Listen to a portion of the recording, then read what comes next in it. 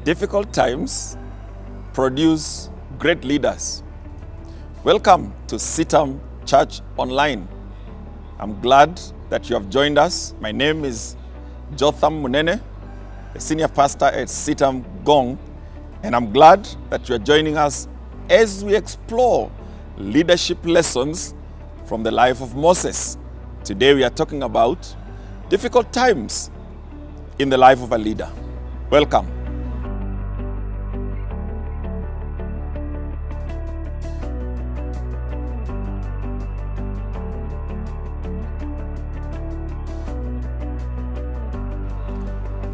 Well, you'll be surprised that God does not remove all the bad experiences from our lives.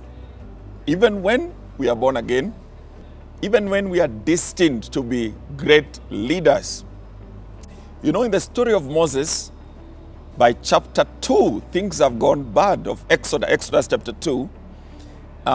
Moses had tried to help his people by killing an Egyptian, and it turned out that his own people rejected him, or rather they exposed him, and now the authorities knew that this guy has killed an Egyptian. In Exodus chapter 2 verse 15 we read, when Pharaoh heard of this, he tried to kill Moses. But Moses fled from Pharaoh and went to live in Midian, where he sat down by a well. So these difficult moments, these difficult experiences that we would want to erase from memory or to avoid completely, to God, they are not wasted. In fact, Paul says in Romans 8:28 that God causes all things to work together for good to those who love him, to those who have been called according to his purposes. This is especially so in the life of a leader. Moses flees to the wilderness of Midian.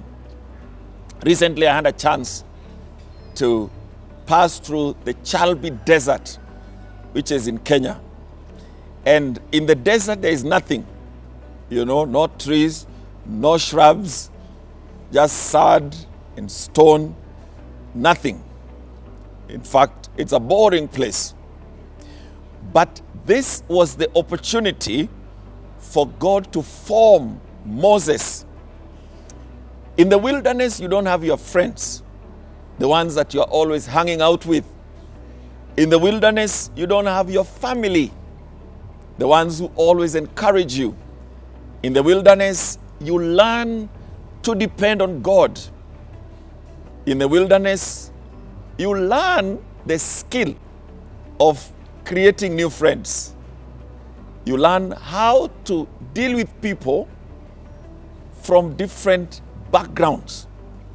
There are people who have only worked with people from their nationality or even their tribe, or they always gravitate around people who can speak their language. Now, once God takes you to the wilderness, you have to learn how the nomads talk. You have to know that life can be lived through different lenses, through different customs. And you see, wilderness may not be a physical wilderness for you and I, but God can allow certain things to be deprived from you, and that is your wilderness. And what we normally do very quickly is to begin to complain. But if you'll allow the Lord to use the wilderness, He's likely to give you skills which you cannot learn in another way.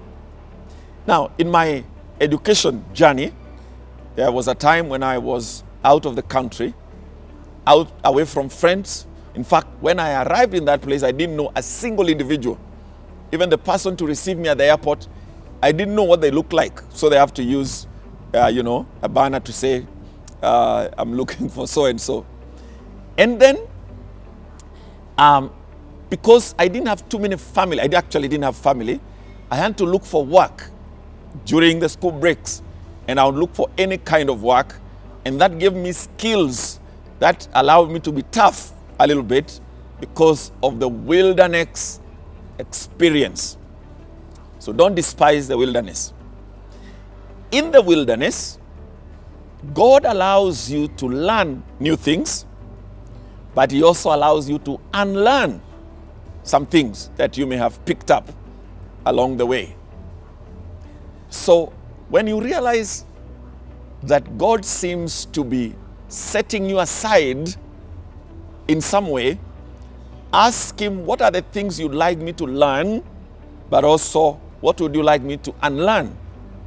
What things have I allowed in my life that would not help me to be a useful vessel, especially as a leader? God also allows you to learn to trust new friends, like I've just said, to work with people who are different from you. If you look back in your life, or maybe currently you are in high school, but for many people watching, perhaps you've already gone through high school.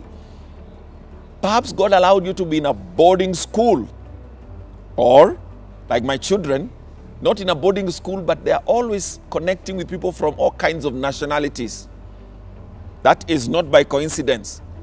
God wants you to learn different cultures so that you can have what we call cultural intelligence. If you're going to be a world leader, if you're going to be a national leader, then you must stop thinking like a village man.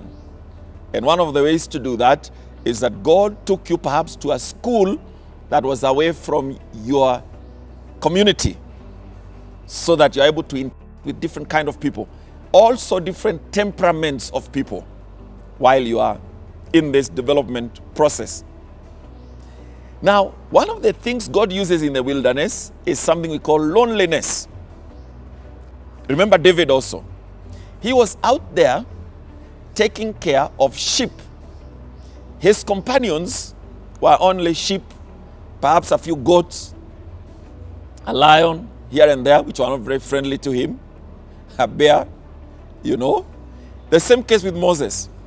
Since I have done the work of taking care of sheep, I can tell you, you don't have company.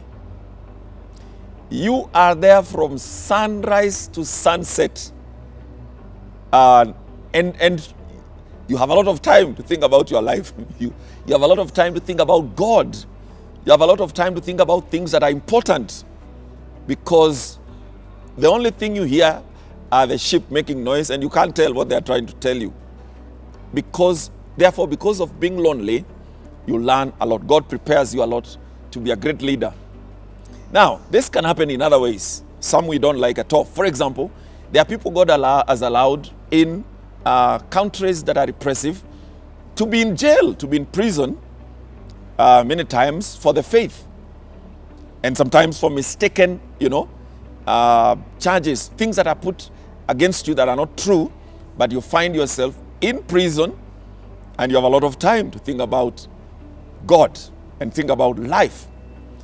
Sometimes it could be hospitalization, which we all hate, but it may give you an opportunity again to be alone with God. So sometimes it is the careers God has taken you through. Like there's a career called data entry, where all you do is to tap in on computer keys, and sometimes you don't have too much interaction. Sometimes God can give you an opportunity to be a watchman, a security person at night, and you are awake when others are asleep. Or you work in a hospital or in another career, but you are awake at night where there are not very many people to interact with. Perhaps God wanted you to have times of deep reflection for Him to form you into the leader He wants you to be. So thinking about leadership, we need to be grateful, even though we are grateful through tears, for the moments that God allows us to go through the wilderness of life. Because it is through those moments that God communicates some of the deepest lessons to His servants. Whether you are talking of Moses, whether it is Elijah, whether it is Jesus, whether it is John the Baptist, you always find a wilderness experience And God uses these to prepare you for the work ahead. Now, maybe you are beginning to see patterns in your life, beginning to see experiences that are causing you to think, I think Pastor Munene has a point. If you just want to comment and let us know what you are thinking or what you are not agreeing with, you can get in touch with us. We are on Facebook, Twitter, Instagram, even on YouTube. And as you can see all those at the bottom of the screen, we invite you to give us your comments, your questions, your contributions, and we'll be glad to interact with you.